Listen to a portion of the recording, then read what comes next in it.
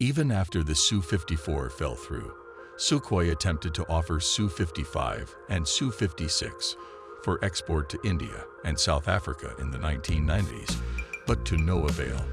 One final attempt to revive the concept in the early 2000s also fell through.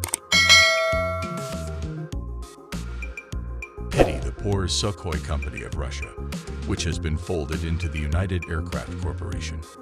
Life as a Sukhoi/UAC senior executive is embarrassing enough in light of the highly publicized shoot-downs of the company's much-vaunted Su-34 full-back fighter bomber and Su-35 Flanker E air superiority fighter in the skies over Ukraine.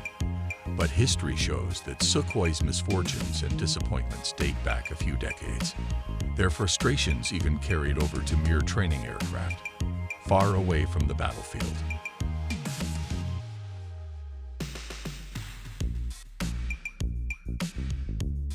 Say hello to the Su-54 trainer, a short-lived design concept that ended up never being built and therefore never even earned a catchy NATO reporting name. Late Cold War origins. The concept of the Su-54 traces its origins to 1990, the year before the collapse of the Soviet Union. At the time, Warsaw Pact countries were using the Czechoslovakian-made Aero Vodokody L-39 Albatros and L-29 Delphin as their primary jet trainers. These jets debuted in 1968, and they were nearing the end of their service lives. Ever mindful that a more modern platform was needed to provide trainee pilots their last baby steps before transitioning onto advanced fourth-generation fighter jets, the Commander-in-Chief of the Soviet Air Force issued a request for the design of a new advanced jet trainer. Fast forward to 1993, 2 years after the Soviet collapse, and the Yakovlev Yak-100 and 30 Mitten ended up beating out the Su-54 as the winning proposal. Note, it earned a NATO codename. The Mitten remains the Russian Air Force's jet trainer.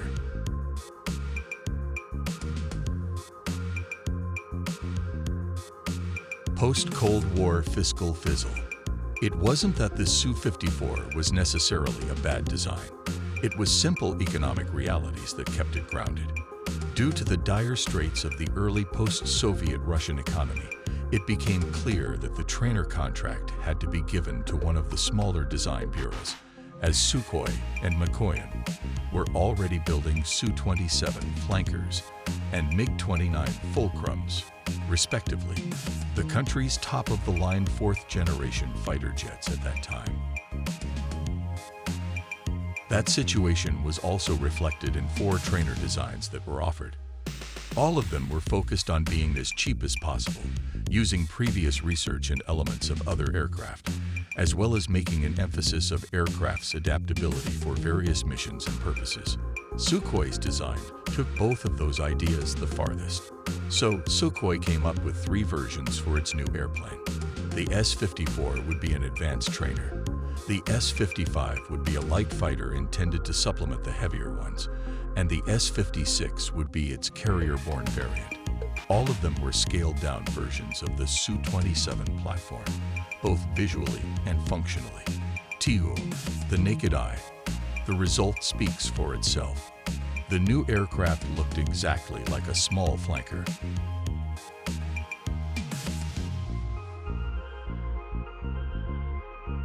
Had the Su-54 actually ended up being built, and indeed held true to the original proposal, it would have sported a fuselage length of 12.3 meters and a wingspan of 9.8 meters, just over half of the Su-27's dimensions. Even more impressive, the little jet would have weighed in at 4,200 kilograms while empty, which amounts to barely more than 1/4 the empty weight of the flanker.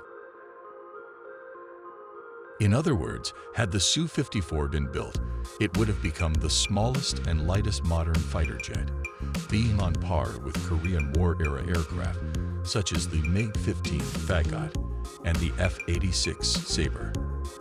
Van Kunis provides some additional perspective on the compactness and lightweight of the design.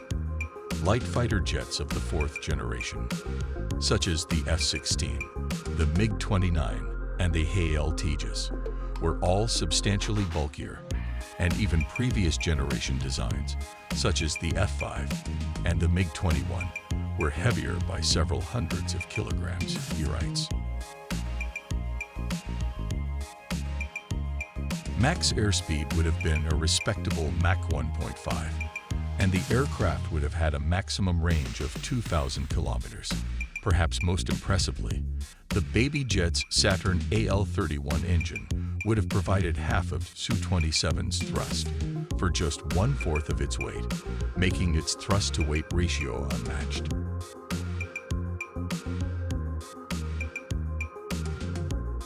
Su-54, what might have been. Even after the Su-54 fell through, Sukhoi attempted to offer Su-55 and Su-56 for export to India and South Africa in the 1990s, but to no avail. One final attempt to revive the concept in the early 2000s also fell through.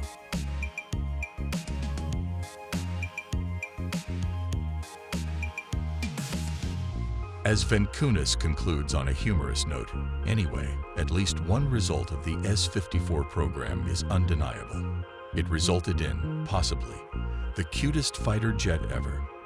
Of course, the combat potential of this feature is up for a debate.